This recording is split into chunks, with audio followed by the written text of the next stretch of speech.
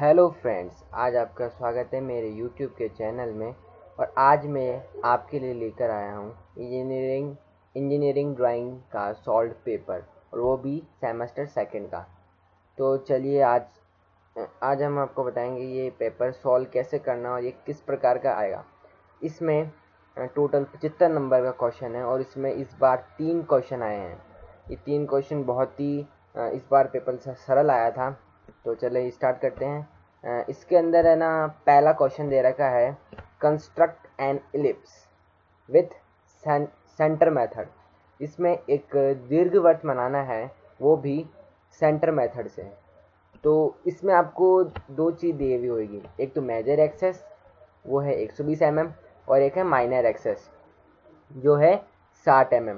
ठीक है, तो आपको सबसे पहले क्या काम करना है, एक रेक्टेंगुलर बनाना है, यानी कि एक आयत बनाना है जिसकी ये लंबाई 120 mm होगी और इसकी जो चौड़ाई है वो 60 mm होगी।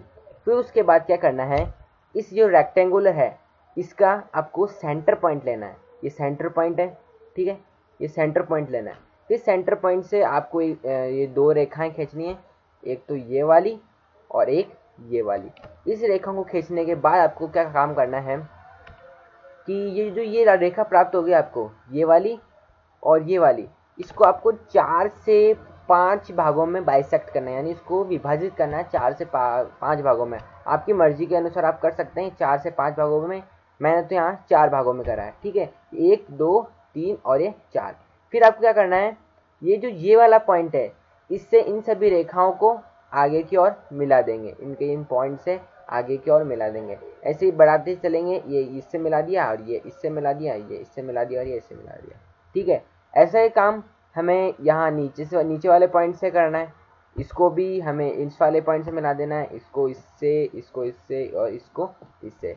तो इस प्रकार से आपने ये काम इन दो चतुर्थांश में करा है, एक ही ये वाला चतुर्थांश और एक ये वाला चतुर्थांश। इन दो यही काम आपको इन दो चतुर्थांश में भी करना है, सेम काम। फिर जहाँ पर भी दो रेखाएं आपस में एक दूसरे को काटेगी, वहाँ से आपको एक कर्व लेना है। ये कर्व आप किसी प्रकार की सहायता से ले सकते हैं, या फिर आप अपने फ्री हैंड में बना सकते हैं इसको, फ्रेंड्स, फ्री हैंड से बना सकते हैं। तो इस प्रकार से आपका ये सेंटर मेथड से आपका इलिप्स तैयार हो जाएगा। तो आपको इसमें डायमेंशन देना है, डायमेंशन देने के एरो का यूज़ करना है, ठीक है, एरो एकदम पतला होना चाहिए, ठीक है। ये इस प्रकार से हमारा ये पहला क्वेश्चन कंप्लीट होता हुआ। इस क्वेश्चन के टोटल 20 नंबर हैं, ये 20 नंबर का क्वेश्चन है। अब अगर आप अच्छी तरह से बनाएंगे तो आपको लगभग 10 से 15 नंबर मिल जाएंगे, क्योंकि पूरे नंबर कोई नहीं देता, आप कितने अच्छा बना लो, ठीक है। फिर आता है सेकंड क्वेश्चन। सेकंड क्वेश्चन में आता है आपको ऑप्शनल में दिया हुआ है, इसमें दो क्वेश्चन है। एक के अंदर आपको इसमें या के अंदर दे रखा है, यानी अथवा में, या तो आपको हेक्सागोनल पिरामिड बनाना है या फिर पेंटागन प्रिज्म बनाना है। तो सबसे पहला देखते हैं हम हेक्सागोनल पिरामिड, ठीक है। ये हमने यहाँ बना रखा है हेक्सागोनल पिरामिड, ठीक है। इस हेक्सागोनल का मतलब क्या होता है, यानी 6 भुजाएं, 6 भुजाएं 6 की 6 बराबर होती है, और इसके अंदर का जो प्रत्येक कोण होता है वो 120 डिग्री का होता है। तो सबसे पहले क्या करना है, आपको एक लाइन खींचनी है जो 5 सेंटीमीटर की लाइन है, क्योंकि इसके अंदर का जो नाप दे रखा है वो बेस 5 सेंटीमीटर दे रखा है और ऊंचाई 12 सेंटीमीटर की दे रखी है। फिर आपको एक लाइन खींचनी है सबसे पहले नीचे 5 सेंटीमीटर की, फिर दोनों तरफ से 60-60 डिग्री का कोण लेकर, ये 60-60 डिग्री का कोण लेकर आपको 2 लाइनें खींचनी है, और वो भी प्रत्येक लाइन 5-5 सेंटीमीटर की ही होनी चाहिए। इसी प्रकार से जो ये वाली लाइन है, ये जो आपको दिख रही है, ठीक है, जहाँ मेरा कर्सर है, इस लाइन के आपको समानांतर लेनी है ये लाइन, ये भी 5 सेंटीमीटर की होगी, और इस लाइन की आपके समांतर लेनी है ये वाली लाइन, ये भी 5 सेंटीमीटर की होगी। और उसी प्रकार से ये काम करना है, इस लाइन के ये समानांतर लेनी है, ये भी 5 सेंटीमीटर की होगी। अब बात आती है ऊंचाई की। ऊंचाई कैसे लेनी है आपको, ऊंचाई हमेशा सेंटर पॉइंट से लेनी है। इस जो ये षटभुज है इसका आपको सेंटर पॉइंट लेना है, ठीक है। सेंटर पॉइंट लेने के बाद इस सेंटर पॉइंट से आपको 12 सेंटीमीटर ऊपर एक पॉइंट लेना है। इस पॉइंट को सभी जितने भी पॉइंट आएंगे इस षटभुज के, सभी पॉइंट से आपको मिला देना है। और जो आपकी जो पीछे वाली लाइन है, जैसे ये वाली लाइन, ये वाली लाइन और ये वाली लाइन, इनको आपको डॉटेड लाइन दर्शाना है, जिसकी एक अच्छा इफेक्ट आएगा और 3D इफेक्ट आएगा। और फिर आपको डायमेंशन देने हैं, ठीक है। ये हमारा तैयार होता है हेक्सागोनल पिरामिड। इसी में एक अथवा में आया था, एक और चीज़ आई थी जिसका नाम था पेंटागोनल पेंटागनल प्रिज्म। ठीक है, पेंटागन का पेंटा का मतलब क्या होता है, 5 भुजाएं, 5 भुजाएं यानी सभी बराबर होगी इसके अंदर। सबसे पहले क्या काम करना है आपको, एक नीचे एक पेंटा बनाना है, उसी प्रकार से जिस एक लाइन खींचनी है 3 सेंटीमीटर की, इसमें डायमेंशन हमने हमारे को दे रखा है, वो दे रखा है 3 सेंटीमीटर एंड हाइट कितनी 8 सेंटीमीटर। तो वही काम करना है आपको, 3 सेंटीमीटर एक लाइन खींचनी है, उधर से 60 डिग्री कौन लेना है, एक लाइन बनानी है 3 सेंटीमीटर की, ऐसे ये 60 डिग्री पे कौन लेना है 3 सेंटीमीटर लाइन बनानी है। ऐसे ही काम क्या करना है आपको, 3 सेंटीमीटर का आपको एक प्रकार में यहाँ पर एक चाप काट देना, और इधर से इस वाले पॉइंट से भी यहाँ पर प्रकार से 3 सेंटीमीटर चाप काट देना, और जिस पॉइंट में मिलेंगे उनको मिला देना आपको।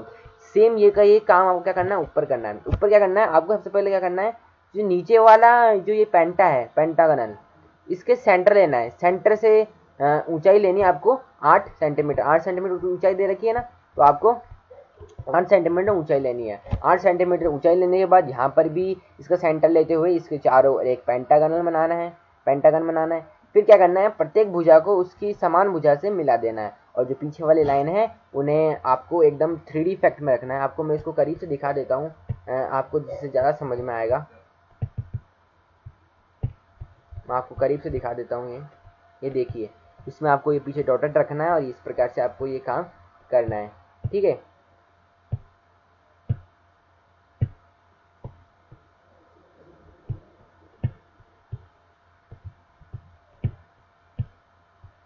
तो अगला क्वेश्चन, सबसे जो लास्ट क्वेश्चन आया था, सबसे जो महत्वपूर्ण क्वेश्चन आया था, वो हमारा था ये थर्ड वाला क्वेश्चन, और ये पूरे 45 नंबर का आया था फ्रेंड्स। और इसमें आपको है ना किसी भी एक व्यू में बनाना था, या तो चाहे आप फर्स्ट एंगल प्रोजेक्शन बना सकते हैं, चाहे थर्ड एंगल प्रोजेक्शन बना लेते हैं। इसके अंदर है ना ये दे रखा था फ्रंट व्यू, साइड व्यू और टॉप व्यू।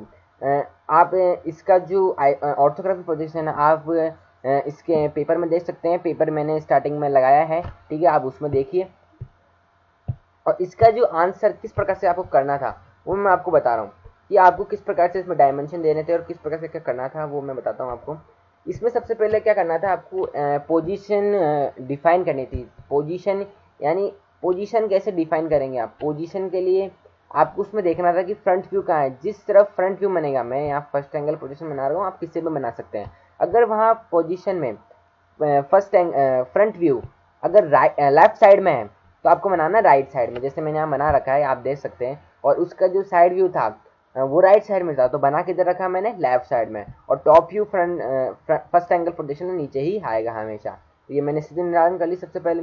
अब मेरे क्या करने हैं, ये बॉक्स बनाने हैं। बॉक्स यानी इसका मतलब इनका फ्रंट व्यू बनाना है, साइड व्यू बनाना है और टॉप व्यू बनाना है। फ्रंट व्यू में आपको दिखेगा कि ये कुछ इस प्रकार से एक आकृति दिखेगी, एक ये आकृति दिखेगी, और एक ऊपर वाला टेपर है, ये टेपर आकृति यहाँ दिखेगी। ठीक है, ये पूरी 60 mm की है। ठीक है, और ये 40 mm की है, और जो ये है हमारी 10 mm की है, और ये 15 mm की। ये मैंने यहाँ दिखा नहीं रखा है, पर ये है उसमें, आप देखना क्वेश्चन पेपर में, आप ढंग से देखना। फिर ये साइड व्यू, साइड व्यू में क्या करना है, ये वाली 40 mm की होगी और ये भी 40 mm की होगी, और ये 10 mm इसके बराबर ही होगी, क्योंकि इसमें आप ट्रकशेट लेकर भी काम कर सकते हैं, तो बहुत जल्दी काम होगा। वैसे ये पेपर बहुत ईजी आया, तो जल्दी हो जाएगा, और इनको मिला देना आपको। इस प्रकार से टॉप व्यू बनेगा। टॉप व्यू हमेशा दोस्तों याद रखना फ्रंट व्यू की तरफ से ही देखते हैं, कभी भी साइड व्यू की तरफ से नहीं देखना, नहीं तो आपका क्वेश्चन गलत हो जाएगा। तो मैंने ये फ्रंट व्यू की तरह से देखा, इससे तो मैंने इसको फ्रंट व्यू के नीचे बनाया है टॉप व्यू को, वही काम आपको करना है। ठीक है फ्रेंड्स, अब इसके अंदर आपको ये टॉप का ये बनाना है 20 mm का, और ऐसे ही ये टेपर हमारा है। ठीक है, और ऐसे ही हमारा ये आ गया, ये 40 mm का है, तो ये टोटल कितना है 60 mm बराबर होगी। ठीक है, ये टॉप व्यू है।